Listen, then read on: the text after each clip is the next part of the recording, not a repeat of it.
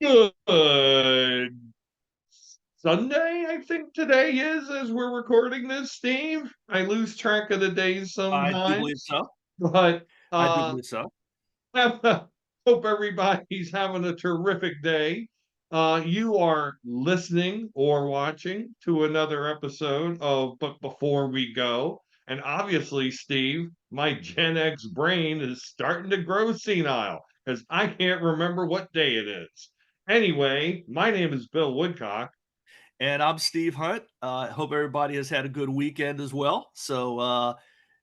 Yeah, I feel you, man. And on today's epic count it, fourth episode of But You got to Before do We this. Go, it is something that was near and dear to our hearts in the 70s, 80s, and somewhat into the 90s. But the love affair between alcohol and cars. Yes, hard is it to imagine now, 40 plus years later, but oh boy, did we like our alcohol? Did we like our cars? And if we mix the two, so much the better. Steve, what are your hazy, albeit they might be, remembrances of this facet of our youth? Well, Bill, you're absolutely right. I mean, I think we made the transition to, cool was no longer the Marlboro man because smoking had pretty much, begun to get played out. It was still a thing in the 70s when I was a kid, but it certainly was not as much of a thing as maybe it was for our parents. And it just got replaced with alcohol. And it was like you weren't cool if you weren't drinking. James Bond, shaken, not stirred, the not the goofy Roger Moore version, the Sean Connery epic cool version of James Bond.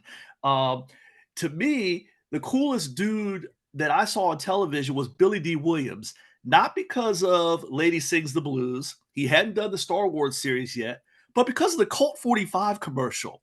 I thought that was the coolest dude on planet Earth because he just sat back with, hey, baby, how about a nice, cold, smooth Colt 45? Works every time.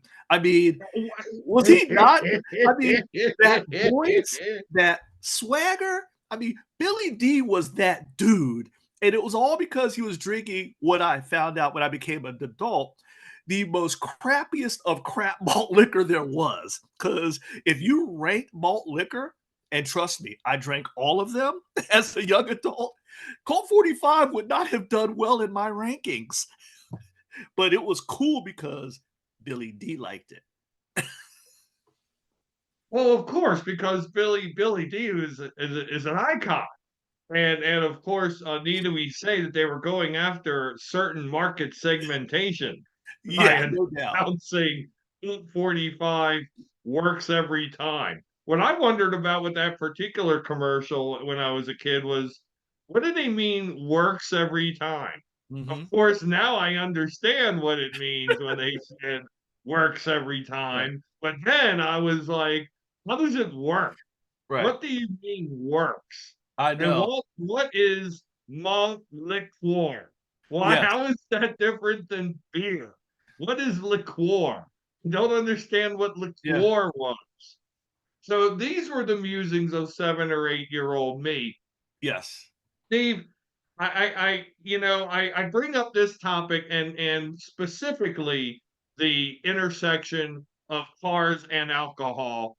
Maybe the kids today would write it as cars X alcohol Right. because the 80s during our high school college years, you saw Mothers Against Drunk Yep. Driving, Man, yeah. all the legislation to restrict drinking and driving, lowering the blood alcohol level for DUIs, shit, lowering the drinking age or Yeah. raising, oh no, wait a Raise it. minute, Yeah, raising they the didn't drinking lower it. They darn sure didn't lower from it. 18 to 21. um but I gotta tell you, when I was growing up, I Mhm. mean, drinking and driving was a thing.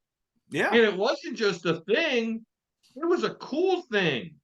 I mean, the movies that I used to watch, which American graffiti, Yeah. people out there, swilling from their long necks while they're out cruising, for whatever mayhem they might be able to get themselves to. A little sexy, sultry piece of Americana was, sitting at some little turnoff spot with a bunch of your buddies and a bunch of cars and drinking Bud Long Necks or Natty Bows or Yep. shit Wiedemann's or whatever was available at the time. And goodness knows I did that myself in my teens and up through my 20s. But we look at the culture, and look at what I used to watch. Uh, Great Alfred Hitchcock movie, North by Northwest. Yep. And they talk about drinking and driving in there all the time. There's one scene early on in the movie where of course, the movie's about mistaken identity. Cary Grant gets caught by some mobsters Hmm. and to try to kill him and get him drunk. So they force him to drink a bunch of alcohol and then stick him behind the wheel and they make him drive. And so, he almost gets into an accident and cops pull him over. Nowadays, cops would have, I mean, he would have gotten held for days and would have had like so many charges against him. In the movie, they let him sober up and they sent him on his way, Yeah. and said, don't do that again. I mean, who does that? And so, people would see that and then they would want to emulate that. And there were few people I knew in my day who were less, who were more prone to being taken by the culture, the popular culture of the time than my old man. And my dad, took that whole suave, debonair, James Bond. I believe my dad was a member of the Playboy Club back in the day, so Oh, that should damn. tell you something. I Yeah. remember he had a Club credit card. I don't even think there was a Playboy Club in Baltimore, but maybe there was. Who knows? But anyway, my dad took me one time uh, to a car customizer for his 75 Pontiac Grand Prix. Hmm. Beautiful car. Red, black pinstripes, 455 cubic inch engine. Could keep up with any friggin' thing on the road at the time, domestic or foreign. And he took it to this customizer to get an accessory put in. The accessory that he had put in was a bar. Hold up, Bill. Wait a minute. Wait a minute. Wait a minute. Wait a minute.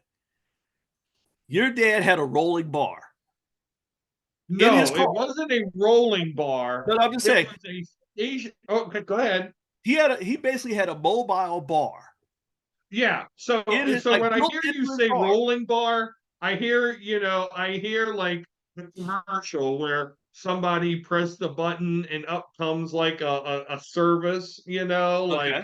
a bottle of bubbly, two glasses, Right. some ice, or perhaps a jar of Grey Poupon. No, no, he had this thing. It was called, creatively enough, a car bar, CARBAR. Yeah, that's what it was. And so it was how to describe it. It was like a soda machine, but it was a bar. And it was advertised to do these things. So you got little plastic cups and they went into a little holder and you had a little selector, buttons, like push buttons on the top. And the push buttons connected the little reservoirs, and the reservoirs held your beverages of choice. And my dad literally had one for Southern Comfort because that was his drink of choice. He had another one for vodka.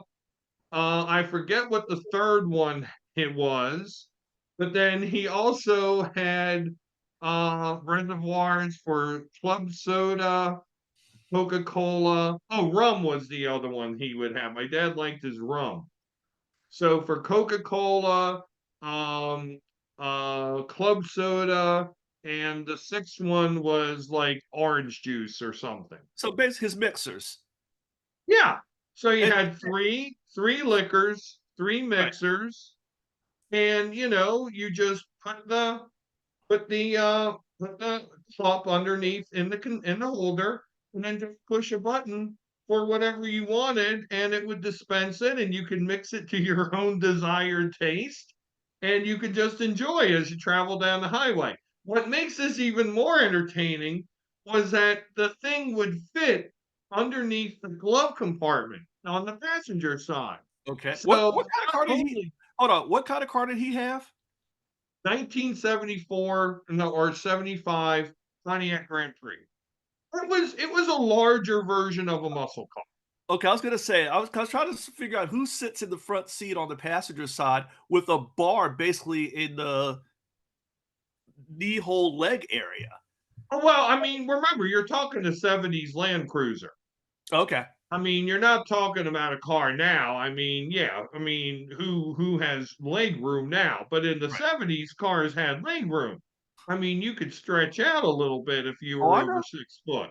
Oh, I know. And also this car could go. I mean, this wasn't no damn Buick, Oldsmobile 88. I mean, this wasn't a Buick Riviera.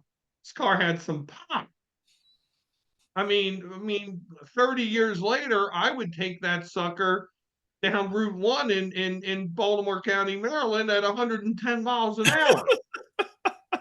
This car could move. I mean, it just didn't have the 140 on the top of the speedometer for show. It could do it. And who has alcohol freely available in that vehicle? My father, in 2 tons of steel. So yeah, and he partook of that quite frequently. How do I know this? Because I was his bartender at the age of 7. I was his bartender. Bill, get me a Southern Comfort and Coke. While you're Man, rolling when down the can I? street. Yeah. Holy shit. And of course, in my father's own inimitable way, he would always criticize me because I never made drinks good enough. They were either too strong or too weak. More often, they were too weak until they were too strong. But generally, he liked his alcohol, so he drank pretty strong drinks. And amazingly, he would never let me try any. Shocking. It is good that there was some good parenting in there. Of And course, you didn't have a so seat of course, you didn't have a seatbelt on, but, you know. Oh, seatbelts are for wusses. No, who Exactly. did seatbelts? I didn't have any seatbelt on. So no, so add that to the mix. You Yep. have no seatbelt on. I'm the 7-year-old dispensing alcohol with no seatbelt and a muscle car in 1975. What? How did I live? And handing it off to somebody who was driving his vehicle at the time. So you're mixing, no seatbelt. You hand it to your dad. He probably reaches over blindly while he is driving down the road, and he's going to take a few hits while Well, of driving. course. Now, And you now by comparison, very quickly, I've got a nav system in my car. Not only can I not look up an address unless my car is in park, nobody in the vehicle can punch up an address in my nav system unless the car is in park. That's where we've come from. We are there today, but back then, oh yeah, 7-year-old no seatbelt, getting his mixology on, handing it off to his pops, no problem. and my dad was only about 28 and 29 himself during this time. So it's not like he'd fully developed his brain. And he used it plenty of times when he was driving by himself. So yeah, to take your eyes off the road while you fix yourself a beverage, yeah, don't mind if I do. I got this. And so I mean, what was the most I remember? I remember like, 2 or 3 beverages, like Mhm, a drive in from Howard County to Baltimore, 30, 35 minutes. Well, he can get a couple, 2 or 3 cups down by that mhm. time. A little extra courage just to kind of smooth things out before wherever he was going. where would he be going? Like, to the house of somebody he was dating, Mhm, or to, some attraction at the Inner Harbor. We used to enjoy the Baltimore Inner Harbor a good bit when I was a kid, mhm. or, sometimes it would just be the Sunday drive. It would just be, drive around the country roads, drive around the Beltway, drive up and down I-70, and hey, let's get off at this exit and let's see what's here. And meanwhile, there'd be SoCo and orange juice getting sucked down. Mm, that's crazy. I mean, but you're right. That was the culture, and I can tell you not so much my memories, but my older brother's memories because I didn't hit my 15, 16 until the 80s.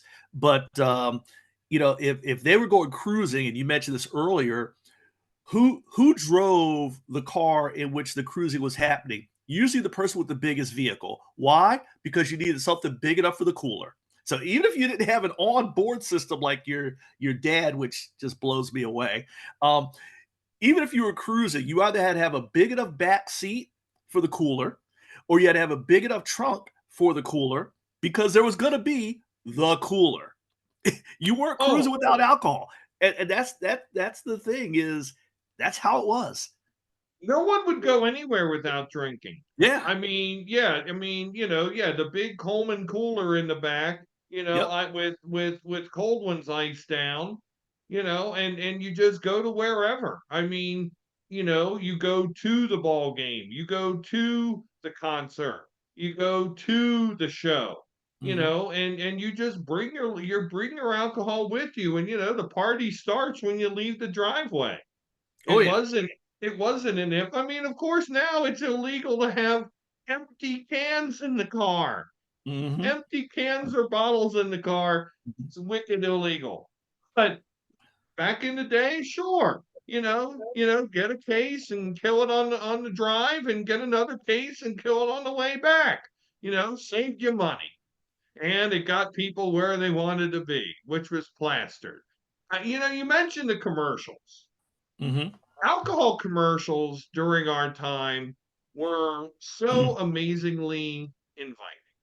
Mhm. And what could have been better? And thank God, I mean, I have only rarely drank this beer, but certainly their commercials are the most memorable. Miller Lite. Oh yeah. Because they had this pantheon of stars and celebrities from all walks of life Yes. say Miller Lite was just the best thing because it had great taste, or because it was less filling. Really. Great Yep. taste, less filling. Great taste, less filling. That's Hall of Fame level marketing. Absolutely. There was that. There was well, the answer to Schlitz malt liquor was, I believe, Fred the Hammer Williamson. I'm sorry. The answer to Colt 45, I believe, was Fred the Hammer Williamson. And then, of course, forget Merrill Lynch. Who, as a child of the '70s, could forget the Schlitz malt liquor bull? I mean, Oh between yes, the two biggest party crashes when I was a kid, the Schlitz Malt Liquor Bull and the Hey Kool-Aid Man, because they busted through walls, baby. You want to talk about running through a brick wall? The Kool-Aid Man, that big ass pitcher from hell, and the Schlitz Malt Liquor Bull, they wrecked shit. and there were few better things than making a big pitcher full, or even better, a trash can full with a bag in it, of course, of Kool-Aid, and then dumping in the alcoholic beverages of your choice. Oh, I still remember our from my teenage years the recipe for our Wonder Punch, and yes, grape Kool Aid was the base of it. Of course, it also involved, let's see, Mad Dog 2020, Thunderbird, Boone's Farm grape, I believe was the flavor, not strawberry. Got to go grape. Um, so, oh yeah, and in a big ass whatever the hell we can get our hands on. Oh hell, oh yeah, oh yeah. And one would drive.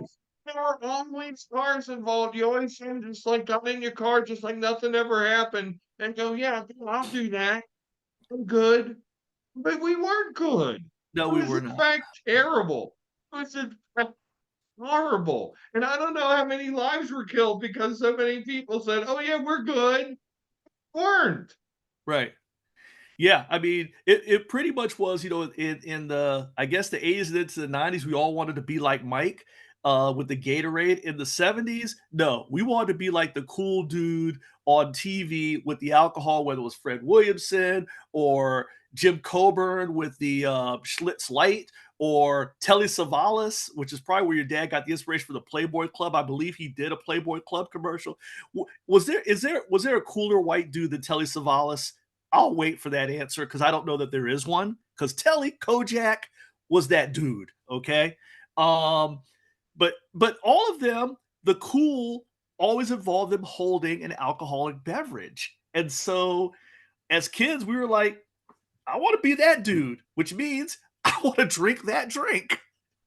Well, and that's the thing, right? And the whole point of this is certainly not to glorify drinking while intoxicated, and No. certainly not to mock, lives that were lost or whatever. But it's amazing just the whole point of this podcast is why the hell did we grow up with this? Yeah. And how did we make it through? How did Bingo. how did I live 3 years of my father literally having a bar in his car? You know, how did we go by? And by the way, on the in the 70s in television, no, there was no cooler person than Telly Savalas. None. Bar none. You're absolutely right. But how did we go through, John Madden? I'll name some more for you. John Madden, remember Billy Martin and George Steinbrenner? Oh, Jesus. And Yes. and they would voice over like every time he was hired and fired by the Yankees. And another thing, Billy, you're hired. And then 6 months later, another thing, Billy, you're You're fired. fine. Oh, not again. Yeah. And we remember this. You just remember James Coburn. You remember Fred the Hammer Williamson. I mean, the only other commercial that I can remember from our childhood as vividly as alcohol commercials were for breakfast cereal. Yeah. And so puts that right on a par. And how sick is that? It was just stuff trying to drug our minds. Yeah, Saturday mornings was, Tony the Tiger and Toucan Sam. Saturday evenings was Billy D and Bob Uecker. And we can talk about commercials for cereal another time because Yes. those were just off the hook, and Yeah. especially when it gets into the 80s. And oh my God, it was a dreamscape for us, and not necessarily a good one. It was whew, but the only thing, relating those experiences to today, Mhm. the only other time I've seen popular culture lose its marbles with respect to alcohol, and we have to I mean, I think it's fair to cite, a month or so ago, we saw the beginning of the COVID pandemic. We lost our marbles that time. Mhm. Remember what the first thing governments did? They relaxed restrictions on being able to purchase alcohol. They Mhm. relaxed restrictions on being able to carry out alcohol. You could take liquor, you could take cocktails. They would bottle them. No, bottle them. They would put them in big plastic cups and put a straw in them for you to take home and have on your way home. They let you take alcoholic beverages home. You could drink them on your way home Mhm. because governments needed the tax money. So 40 years of progress in the world of drunk driving legislation. No. Yeah. Oh, you're right, and it's funny you mentioned that. I just remember when our favorite local, Tex-Mex joint, and they advertised it openly when it was passed in the state of Maryland to allow it, saying margaritas to go, because they make a pretty good margarita. And I remember they had a sign out front that says, "We now have margaritas to go." And yes, we did not drink them on the way home, but we darn sure we put in our order for pickup, ordered margaritas, and had them at home. So absolutely, you're right, Bill, about that change that happened during COVID. You could have them by the half gallon. Yes. You could You can take have to buy a a half pitcher big or by the pitcher. Yep. a big container of them and bring home. And you could go to your other favorite restaurants and you could buy bottles of their cocktails pre-mixed Yep. for you Oh, to yeah. take home. It was insane. And I get it. Governments needed to do something to raise revenue because who knew how long that whole thing was going to go? But wow, did they have to do it on the backs of getting people drunk? Because what does this all signify? We're all at home. We're all ain't doing nothing. We're Mhm. sitting around doing jack. We're feeling nervous about ourselves. We're Yep. feeling uncertain about what's to come in society. But we got margaritas. It's all good. It's all good. Yeah. Well, God forbid there's not another pandemic, but I guess the next one they'll just relax the restrictions on weed because that seems to be where things are going now. With maybe they'll up the amount of recreational weed that you can have at one time. Weed? No, why not go next level? Let's have some coke. Let's do something No, else. You that would know? be Coke would be our podcast about the 80s. There'll be many podcasts about the Yeah. 80s, and there's, and Coke culture and those damn cereal ads I mentioned before are Yeah. another thing. But look, all in all, I'm glad where things have ended up. It's not Yeah. okay to drink alcohol and No. drive. It's really not. It's a bad thing. It's a terrible epidemic. It's a terrible thing that goes on in this country, people drinking and driving. But my God, how insane and um how devoid of rules was the 70s and Mhm. just being beat over the head that you can have whatever you want to drink and Mhm. drive. And Steve, one last thing I'm going to say before we wrap up. Remember in the 70s and the 80s and into the 90s, there were no ads for hard liquor on television. Right. Yeah, it was just beer and wine. Yeah. Right. Right. Now there is, of course, but we learned all of this glamorous lifestyle of having alcohol and, doing what you want. Mhm. You could drive a car, you could fly a plane, you could find the woman of your dreams, the man of your dreams, just from, you know, Paul Masson wine and Martini oh my Rossi on God, the at rock. Orson Welles, we Hey, shall sell no wine before its before it's time. time. Hell yeah. Orson freaking Wells, baby. Wells. He was a head sitting upon an adipose ridden shell. He could still rip out, we could sell no wine before it's time. Yep. Paul Masson, wasn't it? I believe he was Paul Masson. You also had Martini Rossi on the rocks, of course. Oh, and Uh, Martini and Rossi, Asti Spumante. Asti Spumati, Riuniti on ice. Riunite That's on nice. ice. Oh, That's that's nice. nice. I mean, Bill, to your point earlier, what are we remembering? Cereal and alcohol. I can't. I'm sure if I could think hard enough about maybe a car ad or some other ad about some brand. I mean, give me enough time in a Google search, I could probably figure out something. But what springs to mind right away? Alcohol and cereal. That's that. Welcome to our childhood, and here we are as young kids, not even 10 or barely 10, getting hit over the head with the idea that alcohol is cool. And you wonder why we couldn't wait until we got old enough to start drinking it legally. Or Instead, helping our those rat bastards pushed it to 21. yeah. Oh, I was getting well, we're the same age. I was getting ready to hit 18 when Maryland made that flip. Oh, you want to talk about somebody mad? Oh, dude, because I missed the grandfathering. I was about to lose my shit because all these years I'm ready to go. I'm hearing my older brothers talking about bar stories. I'm seeing all these cool alcohol commercials. I can't think about that. We couldn't wait to get hammered. That What was us. problem? What problem did you have? All we had to do was just drive into DC. All you Well, did was put one hand over an eye, and you were good to yeah. drive. Well, that's true. I did make DC because that's where I went to clubs until I was 21. I had to go down to Georgetown because Maryland was not an option. Went to college in Delaware, they were already 20, so I was screwed there too. So Well, yeah, we lived a sad, messed up life, Steve, but unfortunately it was normal. It was also normal. So we yeah. hope we've entertained you all with our recollections of alcohol ads, alcohol in our culture. Hopefully you all have thought of like, oh my God. But hopefully we will come with more mirth and merriment next episode as we discuss vending machines and the things that would come of them and how they work. And Steve, I don't think you ever had this experience, but I never got alcohol out of a vending machine. No, I did not. One good thing. There Yeah. weren't many with alcohol in our childhood, but that was one. Anyway, everybody, thank you for watching or listening to this episode.